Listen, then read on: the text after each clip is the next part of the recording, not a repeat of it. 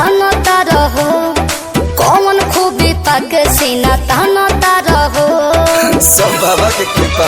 कहो केकर बात करता रहो, अरे के कर बड़ाई तू बखानता रहो, कौन खूबी पाके सीना तानता रहो।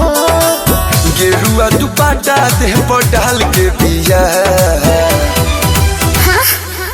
माथावा पटिका कोइले लाल के बिया, बगली दीवानी महाकाल के बिया। अच्छा माथावा पटिका कोइले लाल के बिया, बगली दीवानी महाकाल के बिया।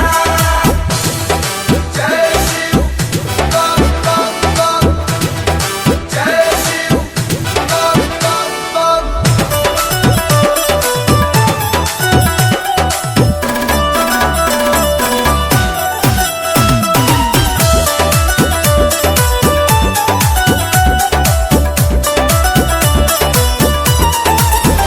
उतारा हेले सोरा घरी बाबा में लीन हो, बम भोला जब रात दिन हो। अरे महाकाल के दीवानी हो। अच्छा ओकरा बारे में दे तो बहरा सफैया, तहरा के देले कि ना वो समैया।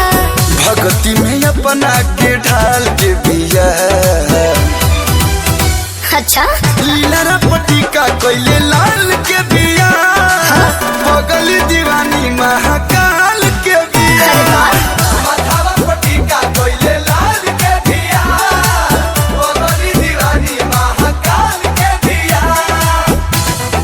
जय शिव बोल बम, जय शिव बोल बम।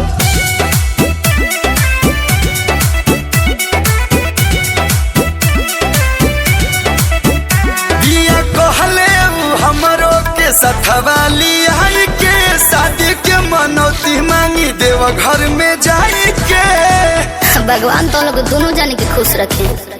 ए हम हुनी हो रहा तब करी हाथ जोड़ी, हाली से कलू हो जम जाओ जोड़ी। निक संस्कारी उ कमाल के बिया, हाँ माथावा पटिका कोइले